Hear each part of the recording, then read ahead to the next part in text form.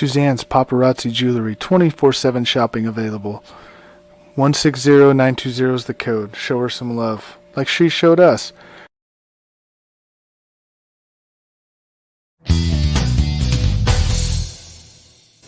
K&A Custom Crafts on Facebook. Good morning, everybody, and welcome to Morning Tailgate here on Coast to Coast Entertainment Network. I am Crispy Bacon here with the Prime Oos. Tim, how you doing this morning? I'm doing good. We had one really close game and then 3 total ass kickings. It was kind of I'm happy for that Raiders game. I was absolutely shocked that somebody put up Miami Dolphin type numbers that wasn't Miami Dolphins. I'm telling you, we've had 4 exciting games, and I hope this weekend continues. I hope so too. They're good games to watch, and hopefully we get more this week. We are also joined by James Gonzalez. How you doing this morning? I'm still blown away by Thursday night. I watched not every second, but it was already 14-0 when I got to the bar and watched it. No, it was 7-0. I just couldn't believe what happened after that. I know we'll talk about the games and we'll talk about the happenings after the morning after for the Chargers. Yeah. But man, there's a lot of stuff that happened. And yesterday I couldn't watch any games, but I caught up last night watching the highlights, so I'm ready to go. Yeah, it was 2 incredible games, but the first topic is our one tough question, and it kind of goes off of any of the coaching firings or even this past week. When does the blame shift from players or coaches to the staff that scouts them? I believe is the topic. So we'll start with James. What do you think on that one? Sounds like a big B question. When the players stopped playing, basically, and you saw that with the Chargers players, pretty much the last couple of games, you can see that where it's like the defense is doing their job, and they probably got so pissed off, and eventually, they just said, "Hey, we're not going to play for this dude anymore." That's what it seems like when you have the right scheme. It seems like, but the players aren't with it, and then they go out and just say, "Hey, we don't want you anymore. We're going to lose by a bunch of points, or we're going to form a mutiny. We're just going to say, hey, your scheme doesn't work. You promised us we're going to win. You promised us we're going to put us in the right place to win and succeed and not make us look bad, and we're going to make you look bad." So that's the time when it happens, I think, because I think, the prime example was definitely with the Chargers and Staley, where it's just like, hey, for weeks we shouldn't have you here. And I think that started several weeks ago, where maybe after that Raven game, but I think it just happens when the scheme isn't right, the message isn't going right, and it all goes down eventually to the head coach. That's always the scapegoat. It is. Tim, what do you think? Yeah, James brought up the Chargers. I'm going to bring up the Steelers. You just fired Matt Canada, and you've been if I'm not mistaken, after they fired Matt Canada, they went 1-4, and they really didn't look good last night either. It's the point is I understand the question is when is the scouts? It's the scouts isn't the problem. They'll never get the blame. I think at this point, when do you start letting these big coaches go? I think Mike Tomlin, it's getting to the point where has he overstayed his welcome a little bit? I know the players love Tomlin, but maybe he's out of touch with the new system, with the new way the NFL is these days. I question Tomlin. We've questioned as a group. We questioned Brandon Staley for pretty much the entire season. And Belichick, another one.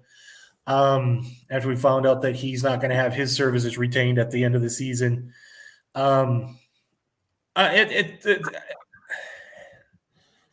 you got to put the onus on the coach, because the coach is usually the coach is the guy that's bringing in the players. If it's still the judge of talent. You've got so many different, these guys, so much talent in Pittsburgh, and they can't figure out how to find their way out. They what was it? Pittsburgh had 210 yards total offense yesterday and couldn't figure it out. And you've got a nice two-headed running back scheme there. You've got an up and coming tight end and Frankenmuth, and you've got Pickens, and you can't figure out how to get more than 210 yards against the pretty much middle of the road defense in Indy. I think you got to start wondering. But it'll never come down to the scouts. I think sometimes they just need to scrap it. Yeah, I think so too. And a lot of times the scouts, they're looking at, when they come out of college, coming into the NFL. Sometimes I think they should get a like a 1 year leeway kind of thing where, yeah, it's a rookie year, but maybe they'll grow and develop. I don't know. It's kind of that double-edged sword kind of thing. I've got a one tough question. Okay. When do we start thinking that Joe Burrows might be a system quarterback? Because look what Jake Browning's doing with Cincinnati, the same offense, same weapons, and he's ever since Browning has been put in, he's lost one game. I believe so, yeah. And I think that was his first start. Yeah, and you think about it, and he's putting up Burrow type numbers with Burrow type weapons. We start thinking that Browning are we going to start thinking that Browning's going to be the next upcoming guy because of what he's done? Or are we talking about, are we thinking that Burrows is a system quarterback? For the longest time, I thought Brady was a system quarterback, and then you see what Belichick does without Brady. Now we're starting to prove the point that Brady was the true guy in New England.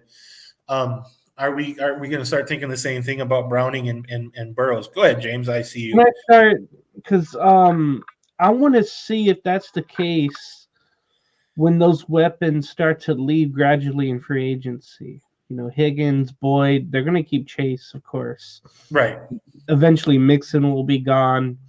Then you'll see what Burrow's left with. So right. I'm going to wait to see. And if he continues to put up the same numbers, then it's like, okay, maybe it's a Burrow situation more than a system quarterback situation. I'm going to wait till then because once you start losing weapons, then you really have to show what you got. And, credit to Browning, though, especially that corner throw he made. Where he's rolling out of the pocket or he's rolling to the right and he throws right in the corner, and then I forget who's in the corner, but he made that great catch in the back of the end zone.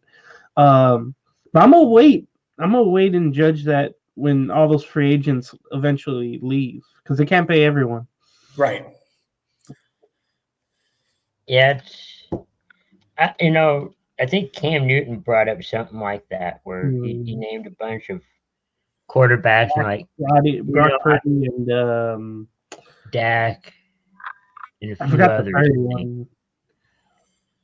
But yeah, they're system quarterbacks, but then everybody's like, well, you're not in the NFL, so why are you talking? But that kind of led into that, I think, and that is an interesting discussion, and I mean, each quarterback does run a system, so maybe.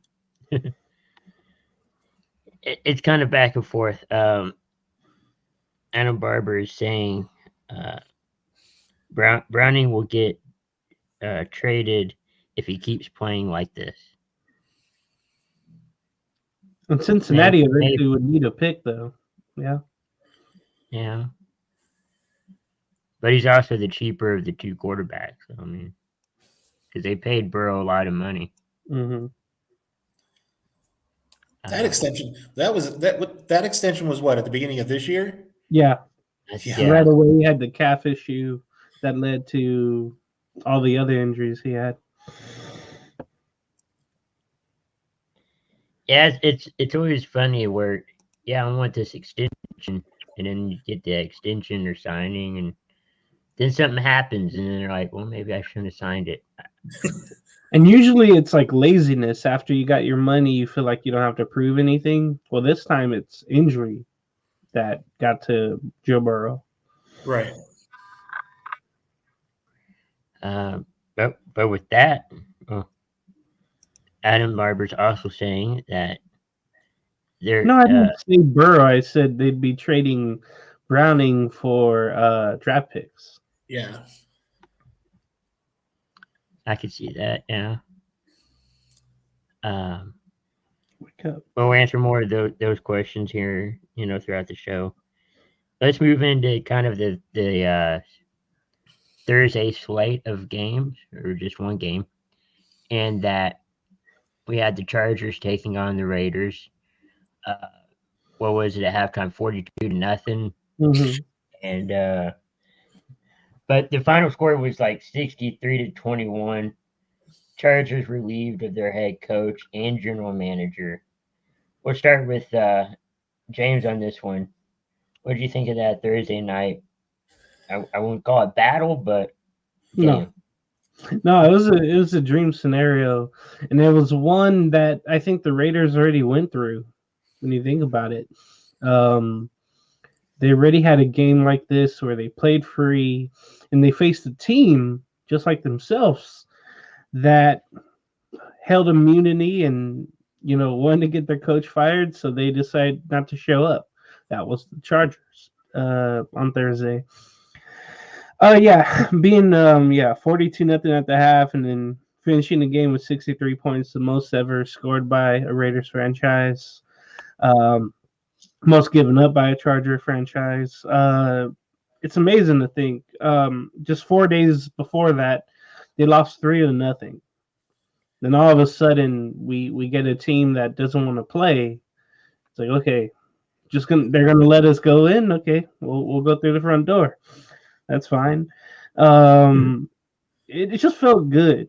8 different players scored a touchdown. Those other franchise records made. I think that's the most since 1951 or 1950. The LA Rams had also 8 different players score a touchdown in a game. Aiden O'Connell had 4 touchdown passes. Devontae got over 100 yards. That's always good to see. He had a touchdown. Zaire White had a touchdown, and I thought Jacobs being out, I thought that was going to be a problem. But when a team is just giving up like the Chargers did, anybody can thrive. The rookie Trey Tucker had 2 touchdown passes, or catches, I should say. Man, and then big fella John Jenkins, a 44-yard fumble return. That was so fun to see. He was high legs and running like that. That was great. So it's one of those things. And Jacoby Myers, got to give a shout out to him. All year long, when he's been given an opportunity, he's been balling. So that's great to see. Jack Jones had that one-handed pick. I know all the backups are in by then, but just to see that one-handed pick and to go right into the end zone, that was pretty cool. Okay, so that's the Raiders side. So shout out to that, right? Now, to the Chargers side, this led to something that should have happened weeks ago. Maybe even after last year's playoff loss in Jacksonville, where they were up, 27-0? But yeah, Staley and the GM Telesco fired. That should have happened so many weeks or after last season in the off season. That should have happened a long time ago, where both get fired. Obviously, the message wasn't getting through. Telesco brought in these players. He failed on some free agency signings and some draft picks. Most notably, J.C. Jackson. He's back in New England, but a lot of other things did not pan out for Telesco and Staley, and then all the defensive genius. We were told that Staley had that he got from the Rams. Maybe that was more of the players he had than his supposed genius, and that never really translated with the Chargers. Maybe from a couple of weeks of a season where Khalil Mack. I gotta think of Week 4 in LA playing against the Raiders. Khalil Mack had 6 sacks. Well, this time he wasn't even relevant. But this was a whole thing where it's like, hey, the Chargers, the players aren't playing for the coaches. They want them gone. And it was one move that the owner Spanos should have made a long time ago, but he didn't want to pay the coach and the GM off. But he had to after this embarrassing defeat. So I was happy about the game, but for those 6 Charger fans out there, I kind of knew what was up the next morning. Tim, what are your thoughts on Thursday? I'll be honest, I didn't see that game. It's one of those 2:00 in the morning games for me. But when I woke up and I saw the score 63-21, I'm like, when did they put the Dolphins in the Raiders jerseys and forgot to tell the? It's when I think it's so weird to see somebody put up 63 points and you have to figure out what happened, and then you get the news that Telesco and Staley were fired, and I think it was you, Bacon, that told me that they were fired at LAX, and I'm thinking, holy smokes! No, they should have. They should have. That's what I kept saying. They should have fired him in Las Vegas, but and let them come back from Vegas on their own planes. But and I think James and I have been talking about this on this show before, that this was a long time coming. I think this was. I thought when they played when the Chargers played the Patriots, it should have been, if you don't thoroughly hand the Patriots their ass, you should have been fired. And the score proved that they didn't do that. They should have fired him then. I don't care if you won. You just didn't look like you beat a team that is playing for a top 5 draft pick. It's crazy. I'm not shocked. I'm happy for the Raiders. I had the Raiders. I picked the Raiders because I figured they were a team that the Chargers were a team that weren't playing for anybody. They weren't even playing for pride at that point. They were playing to go. We play like a high school team playing against the Raiders. We should fire they're going to fire the coach after this, and it's exactly what happened. But I am happy for the Raiders. They're still fighting for a playoff spot. Problem is, they're going to come through us to go play for that playoff spot later down the line this year. So I'm looking forward to that game, because there's payback between the Colts and the Raiders, because they've taken us out of playoff spots a couple years back that I'm still hurting for. Yeah, I'm sure I've had those feelings with other teams. Adam Barber's also saying you can see that the Chargers were kind of, not wanting to be coached by Staley. They didn't want to play for him anymore. I can see that. Well, the thing is, you saw that with the Raiders before they fired McDaniel too. It was the exact same thing. You've seen it on the two times that the coaches that got fired, because the Panthers are their own dumpster fire. Mm-hmm. But you saw it with 2 teams that have absolutely enormous talent, but weren't playing up to it. And you've seen where they've just given up. And now you look at the Raiders and they're playing for a playoff spot. That tells you what the locker room looks at, and they're looking at the leadership in the locker room, and they got the change they need, and now they're playing where they should be playing. Yeah, it's going to be interesting. I think Staley's like one of 3 coaches that have been let go this year. You want to count Carolina, Chargers, and the Raiders. Not counting coordinators and all that, but they're going to be in the hunt for a new coach and general manager. But it's going to be an interesting offseason. We'll get there when we get there.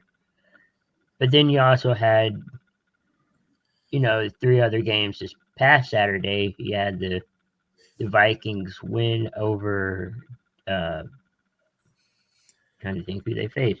Bengals defeated. Bengals. The Bengals, yeah.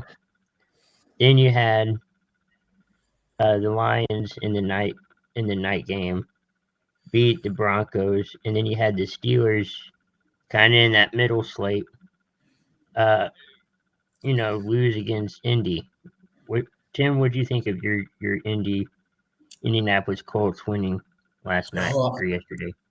It was strange. And this is how much faith I have in my team. I took the Steelers as a lock because we were on an 8-game losing streak against the Steelers. We haven't beat Pittsburgh since 2008. So Wow. yeah, of course Wow. I'm pretty well versed on what Pittsburgh has done to Indy over the years. And when Pittsburgh put up 13 points right away, I put right in our group chat, I'm going, well, it's nice that they're going to potentially let me go to bed early. And then Pittsburgh forgot how to score, which was absolutely strange. And we lose Zach Moss to an arm injury on a 10 or 12-yard run for a touchdown. We lose Michael Pittman to a concussion, which kind of reminded me of the Johnny Knox injury, the way he got folded in half in that game. We lose him, and then actually now you start thinking, holy smokes, our number 1 receiver's out, our number 1A running back is out, and it's crazy. And you go, holy smokes! And then we've got Goodson, and we've got Trey Sermon, and I'm going, we're in trouble. We are in absolute trouble. And then what is it? CJ, what is his name now? That a kid drops a 4th down touchdown pass in the back of the end zone. I'm like, well, this is just about right where it's going to be. And then Goodson and Sermon go off, and Pierce go off, and Minshew had close to 200 yards in the first half passing, and then he didn't have much after that,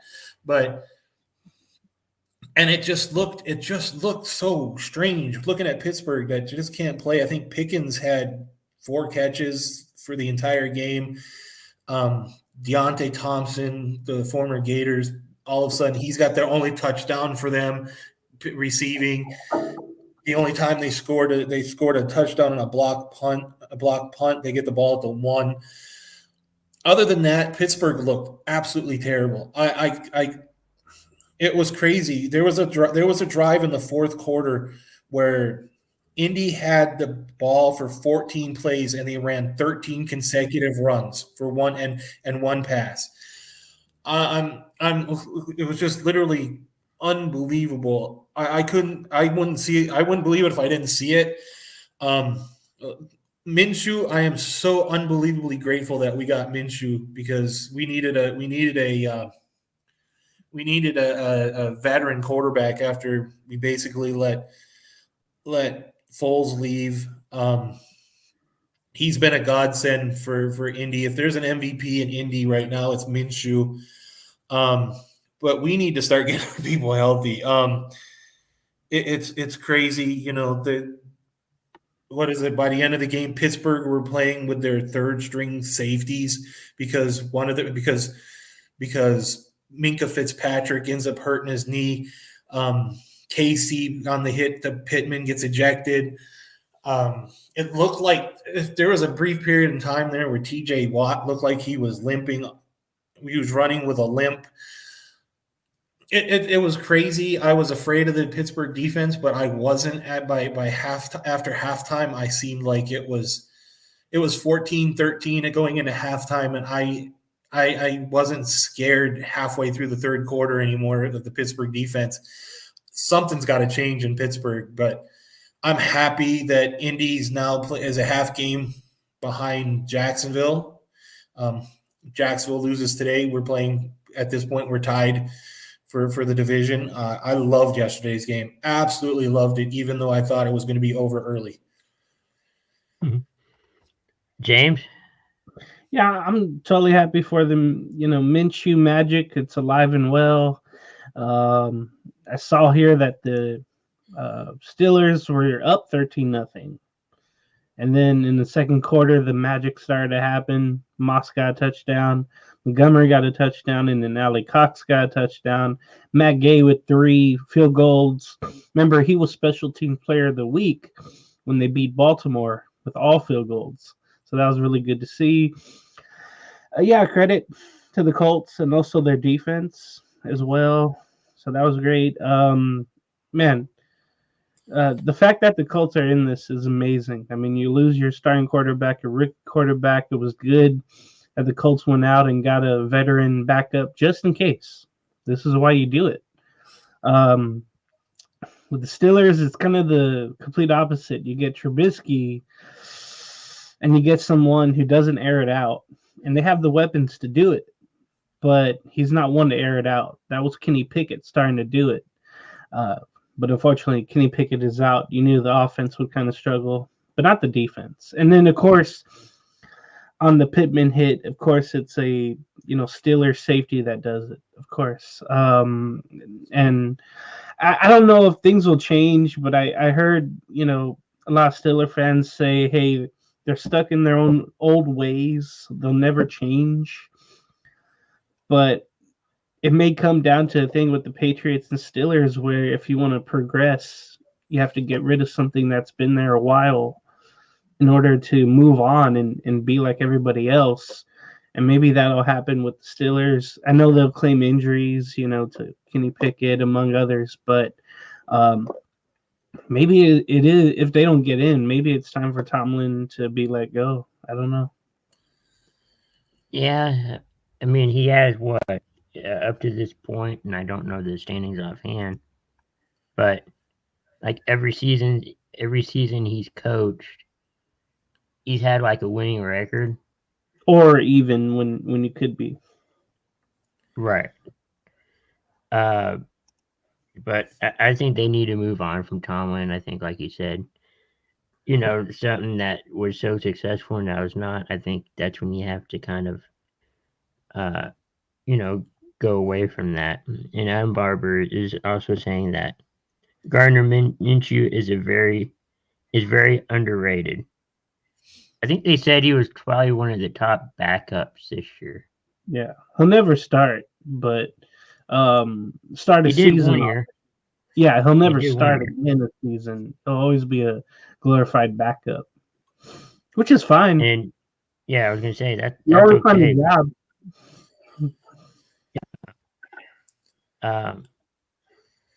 But with this Thursday and Saturday games out of the way, we'll get to our Sunday picks. First game in the early window, you got the Bears and the Browns. Big B has Cleveland winning this. We'll go with Primus, Tim. I've got the Browns. It's funny that we could be talking about the Bears still playing for playoff position. I don't think anybody would have been saying that. It's saying like the Indy playing for a playoff spot, and right now we're talking about the Bears still possibly playing for a playoff spot. I think the weapons in Cleveland are too much. We saw last week Flacco have a breakout game. Again, we're talking about Flacco and breakout games. Who would have said that? And especially in Cleveland, that starts making you wonder and question: did they overpay for Deshaun Watson? But then again, we already know the answer to that question. And Flacco doesn't get hurt if you blow on him too hard. I've got Cleveland. I like Cleveland. I think it's going to be a closer game than it's going to let on. But I like Cleveland. I think the Bears are going to make a game of it. But yeah, I've got Cleveland. James? I think the same thing. One thing to look out for: DJ Moore is questionable, and then for Chicago, and then Denzel Ward is questionable. So for Cleveland, I know Ward's been banged up all year, so especially if DJ Moore isn't playing, he's expected to play but limited. Man, I think Fields is going to have a tough day with that defense getting after him. Myles Garrett, it's going to be awesome. I'm gonna go with Cleveland, but just like Prime you said, it's probably gonna be a close game. But I'm gonna go with Cleveland. I'm going Cleveland too. I like the Bears, but I don't know. I think Cleveland could win this. They need this. I was just looking up that Flacco. He wants to play in 2024. Doesn't plan on retiring.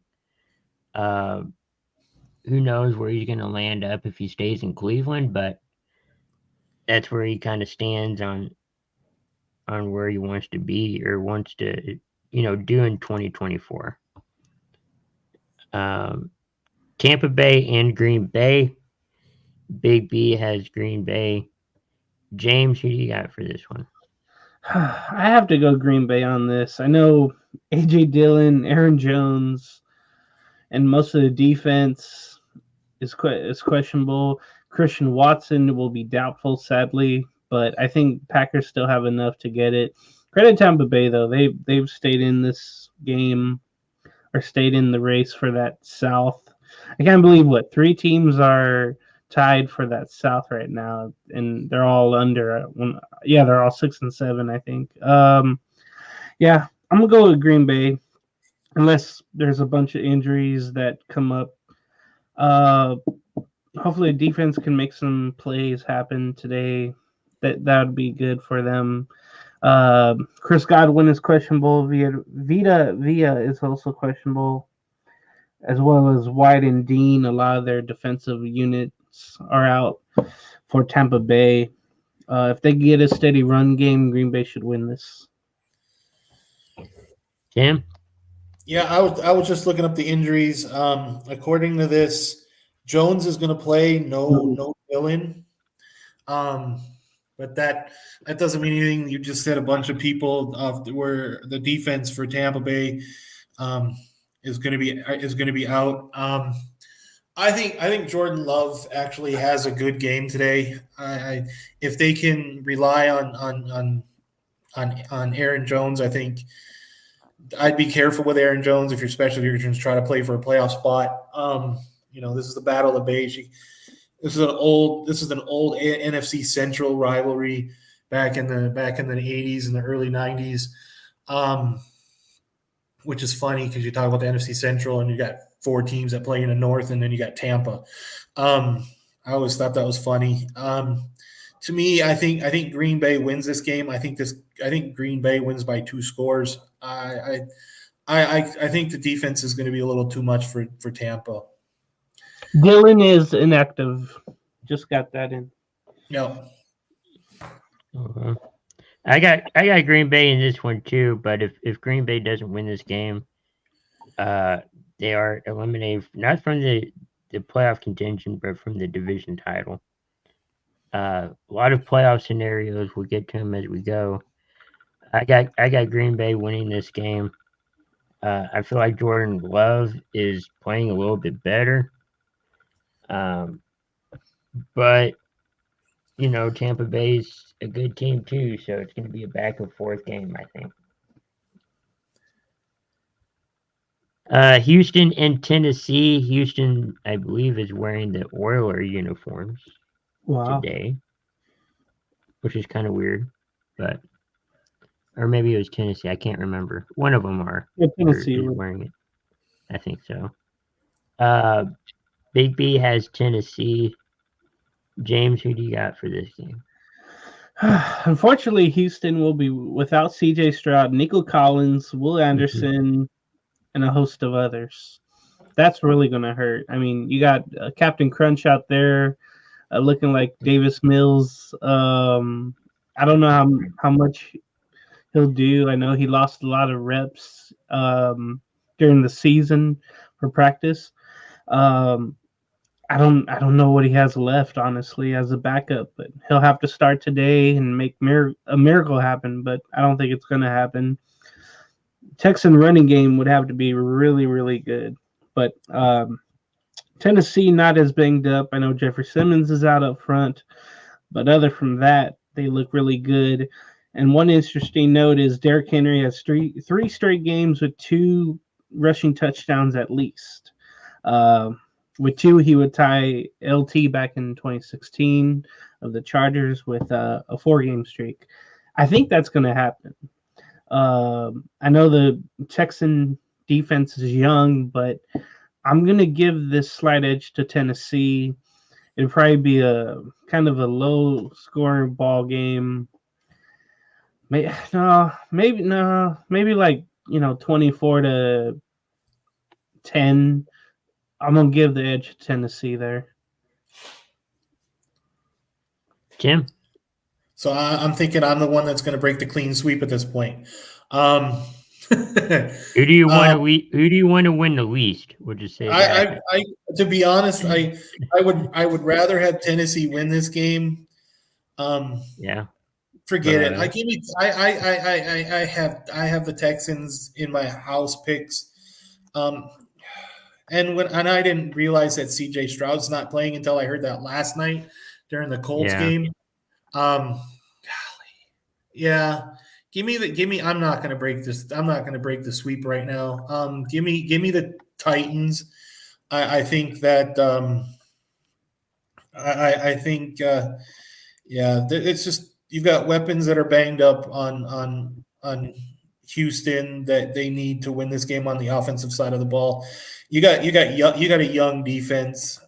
This is going to become a young up and coming team. And I think Tennessee's got a little too much for him this week. If Stroud was playing, we'd be probably having a different conversation. Give me the Titans, even though I picked Texans in my house. Then I'll break the tie. I got Houston. Oh, jeez. I'll break the tie. It should be an interesting game, I think. We'll see what Case Keenum has left in the tank. Jets at Dolphins with the big breaking news. No Tyreek Hill, just breaking a few minutes ago, maybe about a minute or two ago. We'll go with James. Who do you got for this one, for the Jets and the Dolphins? Yeah, Bryce Hall is out the corner for New York. That's pretty much it. But the worrisome issue is about Miami. Xavier Howard is also inactive. And then safety Javon Holland is also out. So Miami will be down 2 strong safeties today against the Jets. Devon Achane will be back with a toe injury. That's good for the offense, but you're missing it without Tyreek Hill. So Tua, he didn't look so well last week. It seemed like he was slipping a lot against Tennessee at home. We'll see how this. Man, I think the Dolphins win, but I think it's going to be a really close game. Jets defense, though, credit to them, they're going to have to be good. And then Zach Wilson, I don't know. That was weird. He found his way through the rain last week, the monsoon that came in New Jersey. I don't know if he's found a little something. I know he was hesitant to get back the starting job, and there was a report, I think, that said he was going to be traded in the offseason, so maybe he'll start looking good to get traded out of the Jets there. I'm going to go with Miami. I think their running game does enough, and then Jalen Waddle has to be productive along with Berrios. But we'll see if Tua could stay upright. I mean, that Jets defense is really, really good, so I wouldn't be surprised if the Jets pull off the upset, but I'm going to go with Miami. Tim? Yeah, I've got Miami. I think they lean a little bit more on the running game to take a lot of the pressure off of Tua. I'm looking right here. Mostert's only got 76 yards before he hits 1,000. So it's not bad. A-Chain will definitely take some of the pressure off of Mostert. Waddle has to be Tyreek Hill 2.0 at this point, in order for Tua to put the numbers that we all know Tua can put up. The Jets defense it's still a tough defense. But their life is a little easier because you don't have to face the potential of Mr. 2000 in Tyreek Hill. Makes it a little easier. But I still got Miami. It's in Miami. I don't think that makes much of a difference. But yeah, I hope this is a close game. I hope this is a close game that the Jets can beat Miami, but I've got Miami. Yeah, I got Miami too. One interesting note about the Jets and the Dolphins game is that if New York does win today, the Jets have till Wednesday to take Aaron Rodgers off of IR and I think on the active roster, which means he could potentially play this year. But that's only if New York can win. That's So the you're report I'm hearing. so you're telling me the Jets are playing for something? Yes, and it's not a playoff spot at this point. So I don't know. I don't think he's going to play in general. I think they're just hyping fans up and just trying to get a good gauge of the situation with the team and with this game coming up. Kansas City and New England, I think we all know where this is going. New England, is going to let go of Bill Belichick at the end of the year. That's according to multiple reports. And then Kansas City had multiple fines for comments they said after their game last week against Buffalo. We'll go with Tim. Who do you got for this one? Oh, everybody knows that Kansas City is going to punish the living hell out of the New England Patriots, especially after the way the game ended last week against the Bills. I think they're going to get $150,000 money's worth out of New England at this point. It's hilarious. And the conversation you sit there, the fallout from the Kansas City Chiefs Buffalo Bills game was. I don't think a stand-up comedian could have wrote this better. I've never seen a quarterback lose his mind more in a game than that. It was pretty crazy. I agree. It was hilarious, and I think the New England Patriots are going to pay for it. I think New England, the Kansas City Chiefs got $150,000 fine, got $150,000 worth of fines, and New England's going to pay for it. I think this is going to be silly. I think 63 might be the number to shoot for. The Raiders put up 63, but Kansas City could do the same thing. I love it. Anytime I can laugh at the fate of the New England Patriots, I'm so it's like waking up in a dream every day. Yeah, I got this. This one's going to be bad. I honestly think this is going to be a terrible game. If anybody wants to watch a game that's going to replicate the Raiders Chargers game, watch the Chiefs Patriots game because this is going to be funny. I was going to say, what's terrible about it? You got the Chiefs probably winning this game. Oh, I do. There's no probably about it at this point. James, who do you got for this one?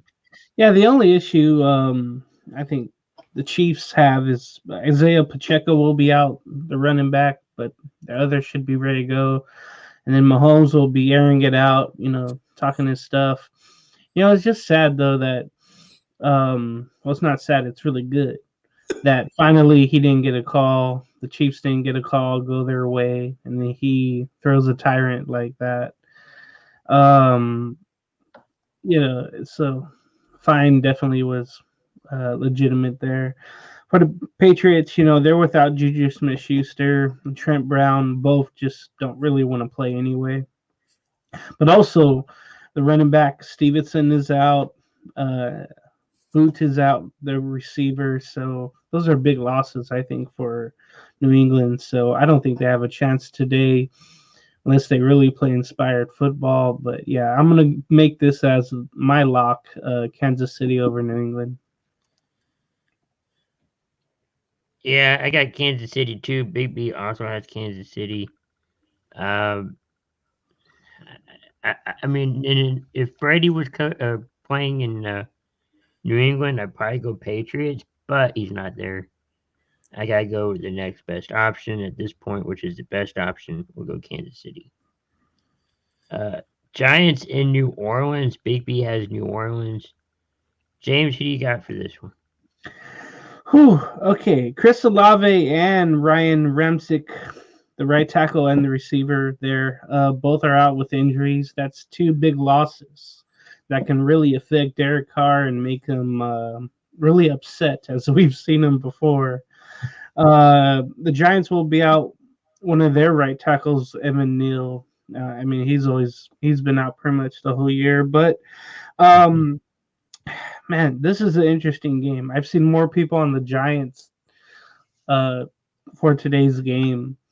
It's just a matter if the Saints can self-destruct, and we've seen that happen against really good defenses. And the Giants, they put up a respectable one with Thibodeau among others. I was about to say Danny, but Tommy DeVito has been really good. You can put Danny DeVito in there. I mean, yeah. We saw Monday night they escaped with the victory over the Green Bay Packers in a triumph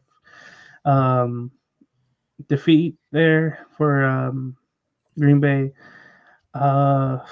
You know what? I'm gonna pull up the upset. I think the same thing. I'm gonna go with the Giants. Excuse me, over the Saints. I'm gonna ride this wave of DeVito and then Saquon Barkley. Then the other receivers they have, hopefully get the tight ends more involved. But I think they're playing in a good rhythm right now. So yeah, I'm gonna go with the Giants over the Saints. I just don't trust Derek Carr, and they keep flopping him with Taysom Hill, excuse me. So, if the Giants defense can just stop Kamara, then they pretty much have it in the bag. So I'm gonna go with New York. Tim? Yeah, I'm not afraid to call him Danny DeVito. It's after the basically the coming to America prediction from last week. The Giants. I didn't realize that until I started seeing the posts of it, and I think that's absolutely hilarious. And they get the field goal right too. It blew my mind.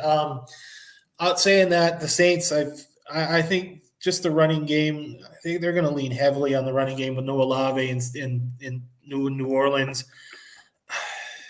God, it's the Giants. I didn't think the Giants were going to make this big of a step back after last year. I've got the Saints. I think my upset comes later, if at all. Yeah, I just got the Saints. This is a game I don't want to pick. Can I be like in the Continental Congress and abstain from voting? I would prefer. No, I've got the Saints because I made a pick. I might as well stick by it. Unlike the Texans Titans game, I've got the Saints. I think Derek Carr. We've been saying it all year. Can Derek Carr finally figure it out? It's week 15. He should have figured it out by now. Yeah, I've got the Saints. I saw what they did against Indy. That was 5-6 weeks ago already.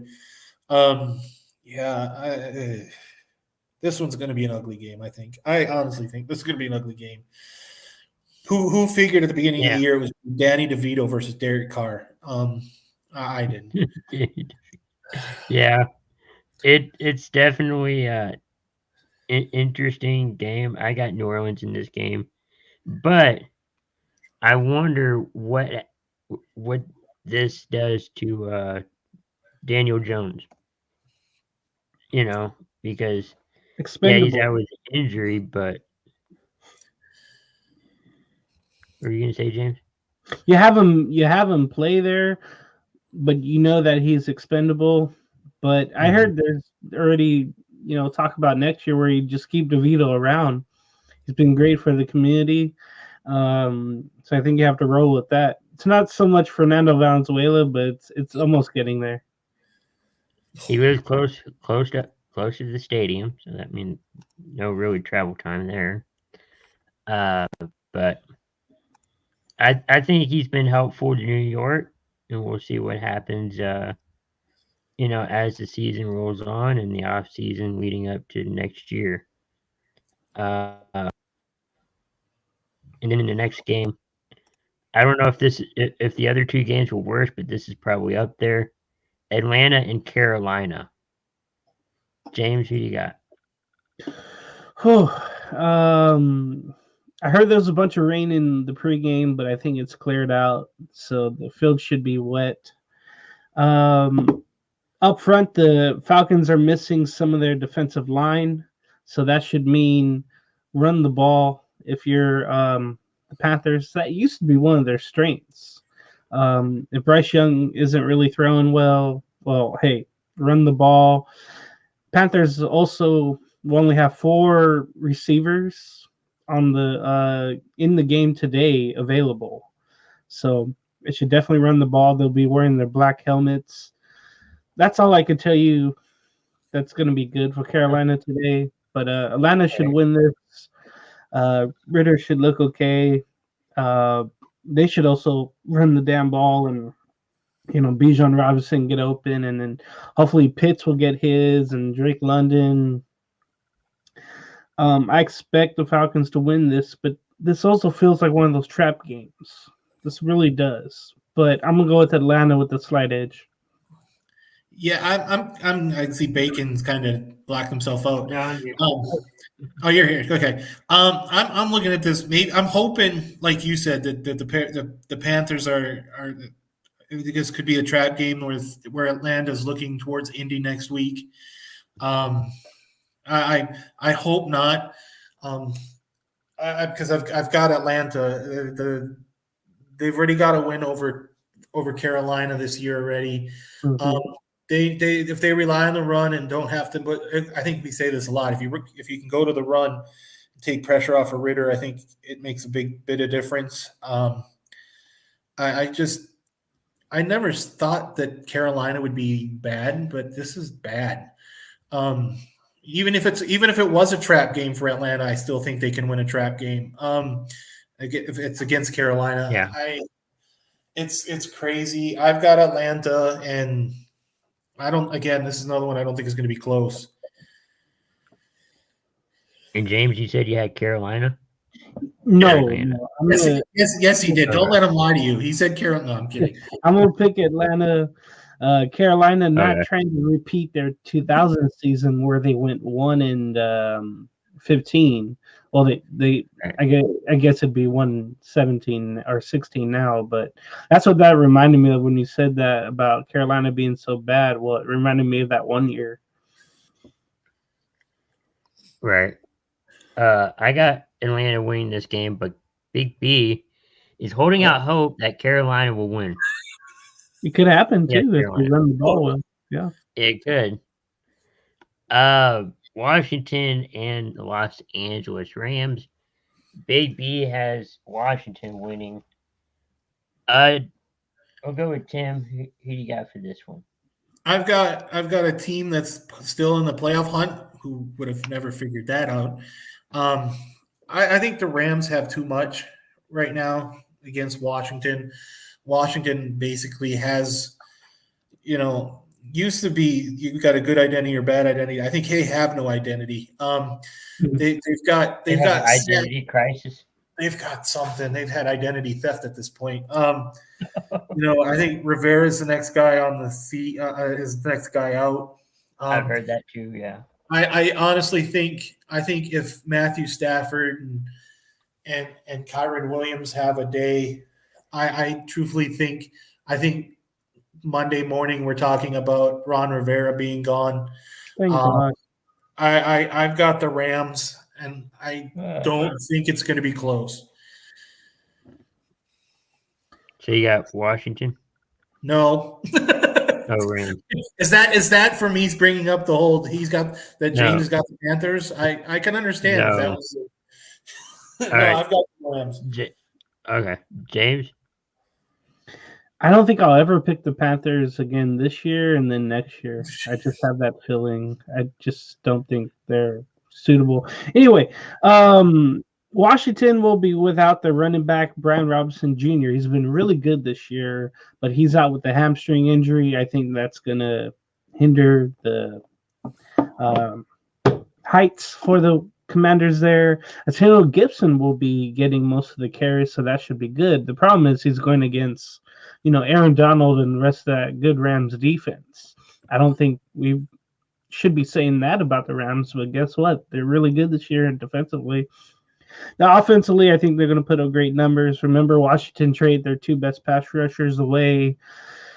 That was basically a give up situation. So I'm definitely going to go with the Rams here. Not to the point where the other team in Southern California, gave up so many points, but maybe just like Primus said, maybe it ends up being, hey, where Rivera gets fired the next day on the way back to Washington. And again, it would be very, what took so long when you talk about it? Should have been last year where you didn't know if he was out of the playoff contention after a game. That's when he should have been fired, but they gave Rivera another year. I'm definitely going to LA with this. Yeah, I think Washington. Some reason they're still holding out hope. I believe. Well, they're not out of the playoff scenarios, but it would be if they lose. I got the Rams in this one. I just feel like this game it is for the Rams, and I'm sure Washington will either let go of their coach after this game or after the season. It won't be long either way. And then Big B has Washington. He's got Washington. He does. Brandon. that's a catch, bud. It is. San Francisco and Arizona. I think this is probably going to be a clean sweep. Big B has San Francisco. James, who do you got? Yeah, San Francisco fully healthy for now. I think they're going to easily beat Arizona today. Kyler Murray's going to be running around or just get drilled in the pocket a lot. Maybe 7 sacks today, I think, for the 49er defense. I think they'll put up more than 35 points. Hopefully they get to sit their starters after the third quarter. It should be a red crowd in Arizona, but not for the Cardinals. It should be a traveling circus of those idiot 49er fans coming to Arizona, or some that already live there. So 49ers should easily get the win. Tim? Yeah, I'm gonna make a bold prediction. I think Christian McCaffrey goes for 4 touchdowns against this team.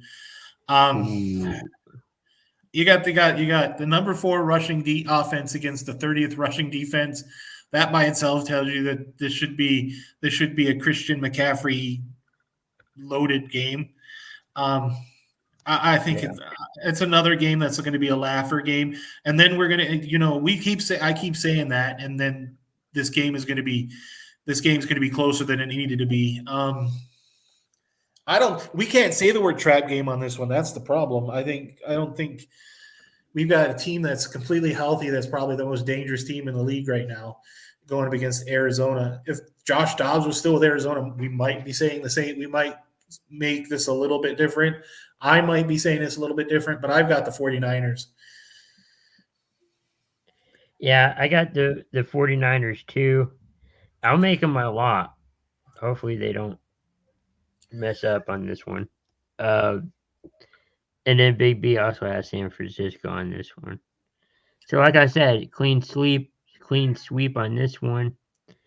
I think Arizona, they just need to get rid of everybody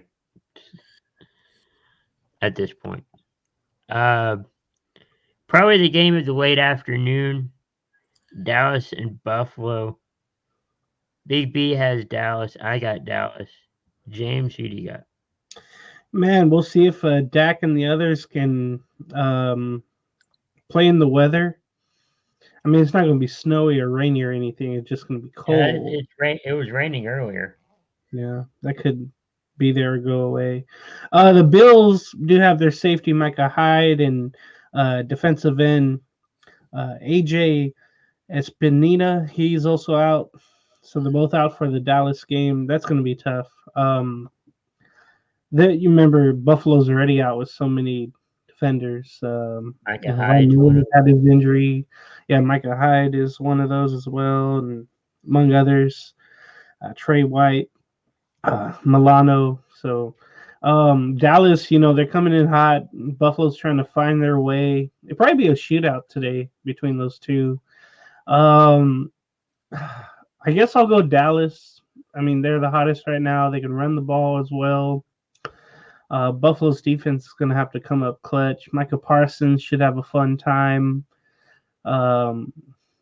getting around that offensive line. That's actually been really good this year, Buffalo, but I think Parsons will have something to do with the game. I'm going to go Dallas. Tim? I'm confused about the Vegas betting odds on this because I see Buffalo as a 2.5 point favorite. Okay, somebody's got to fire those guys because I don't think I think the Cowboys should be favored. It's not me. Huh? It's not me. No. I think this is going to be a game. We're talking about a rematch from 2 Super Bowls, but that's back in the 90s. James was confused which ones I was talking about. Both. Yeah. Both of them. I think this is going to be a good game. I think like you said, this is going to be the game of the late afternoon games. I've got Dallas. I'm not going to break the clean sweep on that one. I don't know. It seems like Buffalo can't figure some things out, and then they can, and then they can't, and then they can, and then they can't. I hope it's one of those games where they can and they make a game of it today. Like James said, it could possibly be a shootout. I still like Dallas. You still like Dallas? Yeah. I think it's going to be a good game, close game. We'll go Cowboys 37-30. I think it's going to be really close. Both teams can score a lot of points, and I'm not going to go past them on that. Bills in the or Baltimore Ravens in the Jaguars. Big B has Jacksonville. We'll go Tim. Who do you got for this one? I'm going to play it smart. I'm going to play it both with the people that are playing, the teams that are playing. I've got Baltimore, which means I really like the fact is that Indy won yesterday. Indy at Jacksonville. Jacksonville loses. They're in a virtual tie with Indy for the division. Nobody thought we'd be saying that. We figured Jacksonville should have been running away from the division at this point. Baltimore, I like Baltimore, even though, and James brought it up, Indy beat Baltimore with 5 field goals in overtime. Yeah, I think Baltimore is playing some great ball as of late. I've got Baltimore. Yeah, I agree. Baltimore should win this. Jacksonville kind of been shaky as of late. Somehow get the ball to ETN more and the others. They do get Agnew back, the receiver. But they're going to need more out of Trevor Lawrence. I found out last night before I went to sleep that he has the same QBR rating as Derek Carr. So take that as you will. Lamar Jackson's he's been playing okay, but not as as MVP like I guess as last year. I guess because he was playing for a contract, and this year they've gone through some injuries. But hopefully Odell Beckham will shine here. Junior will shine here tonight. I know they're without a Duvernay for the season, but they should have enough weapons. The rookie receiver is really good as well. Zay Flowers. I mean, that dude shined against the Chargers a couple Sunday nights ago. I'm going to go Baltimore to beat Jacksonville. I think it would be at least by 7. Yeah, I got Baltimore winning this one too. Jacksonville's been having a good season so far, but I think of the two teams, Baltimore's been having a better season. I feel like Lamar Jackson has been playing okay. I know it's a new system, but we'll just see. I think this is Jacksonville's first. Oh no, it's not their first Sunday night football game in a while, but they don't get a lot of primetime games, so this should be fun for them. And speaking of primetime games, the final game, Monday Night Football, this was originally in the afternoon slate, but they flexed it out for prime time. Eagles and the Seahawks. Um, Big B has Philly. Tim, who do you got? Well, I've just got news. I don't know if James has got the same news I've got, but Jalen Hurts got downgraded to questionable. Illness. Due to that illness, and he's traveling separate from the team for the protection of the team members. So, if he What a doesn't good go, team player. he's What gonna a be good team player, I guess. right. If he doesn't go, it's going to be Mariota. I think this is where I think the Philadelphia Eagles wish that they had Minshew still behind Hurts, but Hurts is the heart of that team. It's kind of tough. I'm sitting here at the same time trying to juggle my fantasy team because I got Jalen Hurts possibly starting, and I got to figure out who I got to figure out to put in there, and I'm facing Dragon Viper at the same time in this league. So, and I made a small little threat that if I lose the Dragon Viper next year, I'll be called the Dirty Doms. I'm not really looking forward to making that name change at this point. I really like the Catalina wine mixers. So at this point, I've got Philly. I think I don't think the Seattle defense still can handle Philly without Hurts.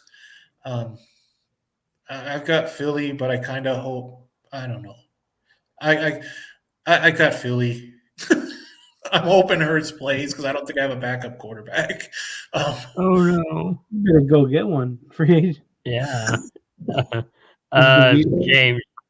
James, Look who for do you got? DeVito or Flacco. So not only that for Philadelphia, but Darius Slay had to go knee surgery, and he's also out. So that really hurts the defense as well. On the other side of the ball, Geno Smith has a groin issue, and he's questionable to play on Monday. So we might see Drew Lock versus Marcus Mariota, primetime Monday Night Football. You can't miss that, right? This will be Normally you could, but this will be a game defensively. Where both teams shine. The running games do well for each.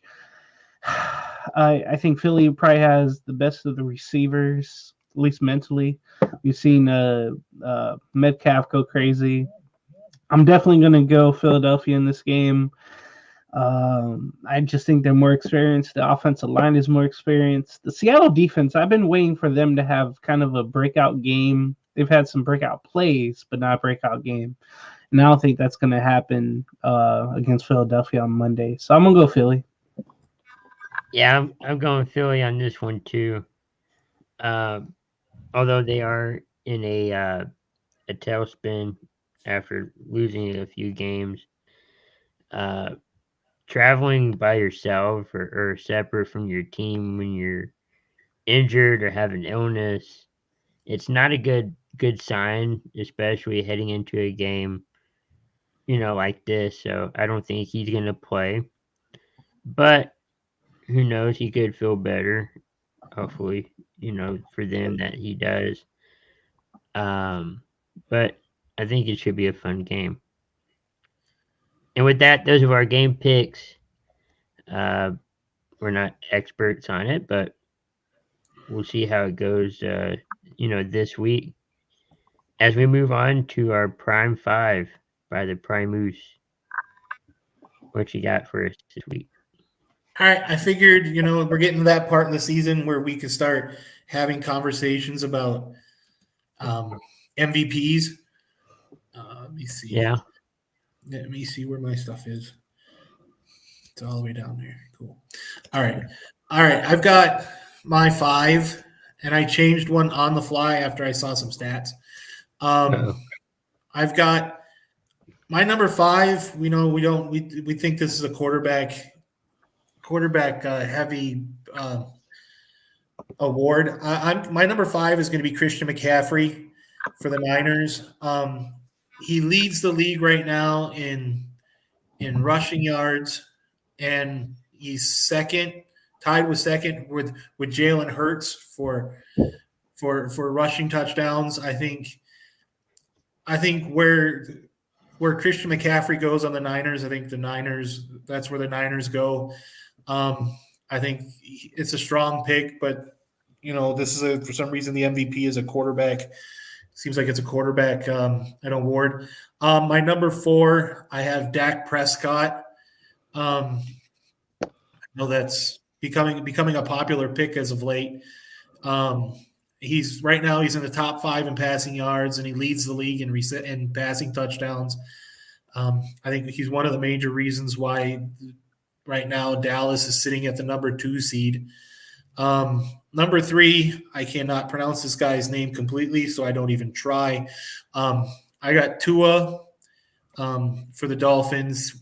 Right now, he's in top 5 in both in passing touchdowns and passing yards. I think Tyreek Hill doesn't have the numbers that he has if it isn't for Tua. And the thing is, with Tua, he stayed healthy this year. I think that's big because last year he lost so many games to. I think on this show we were talking about Tua possibly being, if he was smart, hanging him up, retiring because he was getting concussions left, right, and center. Tyreek Hill, I think Tyreek Hill should. My number 2 is Tyreek Hill. I think Tyreek Hill should be really seriously put should be really considered hardcore for it, especially if he makes 2,000 yards. He's only 458 yards away from 2,000. It hurts that he's not going to play today. He leads the league in yards and touchdowns. But my number 1 is Mr. Irrelevant, Brock Purdy. I think Brock Purdy is – it's never happened where a Mr. Irrelevant's ever won an MVP. Because nobody ever thought a Mr. Irrelevant would be as successful as he is. And believe me, if I say this, when Isaiah said it, that he's the next big thing in San Francisco, I didn't believe it. And then I said that he was going to start. Yeah, I know. I already know the look, James. And then I picked Purdy to start sometime last season, week 8, and I was off by a week. Wow. I think Brock Purdy wins the MVP. Don't tell Isaiah I said this because the last thing, he's not modest and he likes to gloat. I don't need it. But Brock Purdy's number is in the top 3 in so many. He's top 4 in passing yards. He's top 3 in touchdowns. If he probably was healthy through that entire game last year, the NFC Championship game, I think it would have been a different story.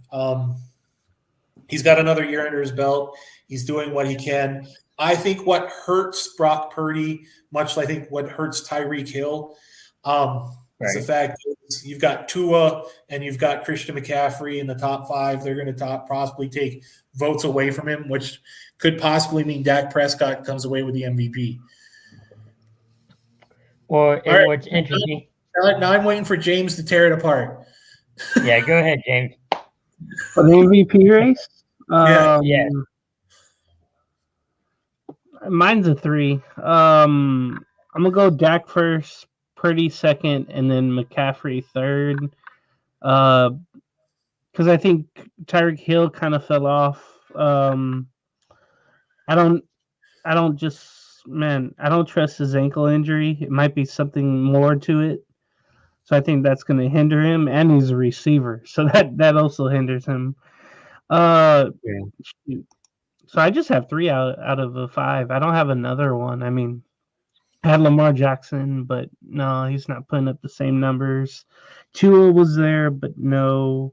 And then I also got to mention it was C.J. Stroud. That was another one, but I don't I don't think I'll give it to a Yeah. rookie unless like they're the number one team and they win their division.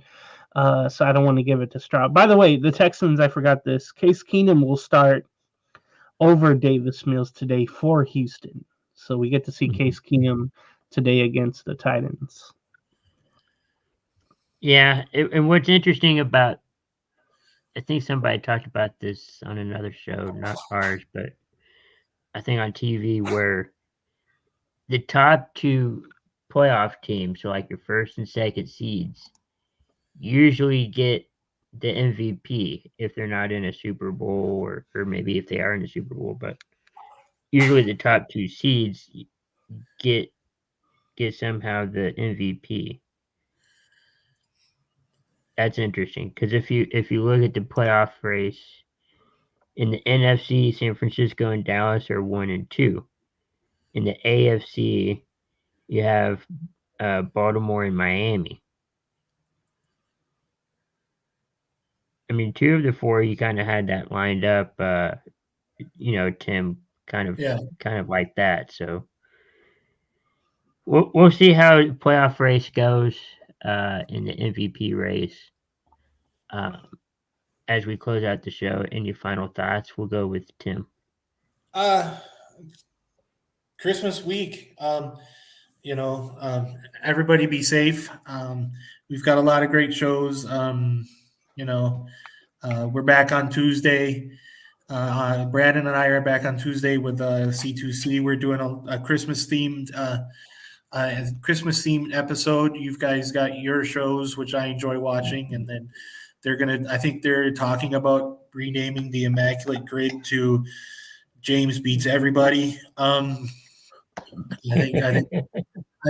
honestly think I know it's been proposed in the back, and I'm in behind the stage and in this behind the scenes, but I'm with Brandon. I want to see a J Mag James and Will Polston episode where I want to see absolute devastation. And I think you know what you should do. I think you guys should put Isaiah on there just to make it look like a goat, like in Jurassic Park where you've got a goat versus three raptors. I think it would be funny. I think it'd be hilarious.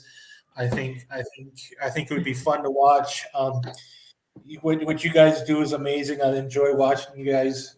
The entertainment hour you guys have, the shows you guys put on, I think are amazing. I think more people should be watching them. Yeah, keep up the good work, guys. Thank you. James? The same with Rankum. I try to watch that every Tuesday morning when I'm free at work. So it helps me, kind of wake up and get into the thoughts of things while I'm at work, just struggling along. So it's pretty cool to have that every Tuesday. Or listen to it every Tuesday. Final thoughts about the NFL. The Lions. Okay. So with the Vikings losing yesterday and the Lions winning, they have a 3-game lead to win their division, and they play the Vikings twice to finish out the year and at Dallas. So the Lions are seeking their first division title in 30 years. That was Barry Sanders, Scott Mitchell. I believe no. It was Barry Sanders, Herman Moore, Herman Moore, Alvin Hartnell. So they'll have a chance to do it, and they just need to take care of business next week. Both teams have so many days off, so look for that game to be important in Minnesota next week as the Lions, hopefully, and their fans travel, west to go watch that game because they might see some history. I just think 30 years, man. Finally, that should happen eventually this year. It should. No, it's going to be a fun week. Thanks everyone for watching, tuning in. I believe we will be back next week for the Christmas Eve edition. There will be games on Christmas Eve of Morning Tailgate. So stay tuned for that. Stay tuned for all the great shows we have on Coast to Coast. And enjoy your football weekend or football Monday. We'll be back next week. So with that, have a great rest of your day.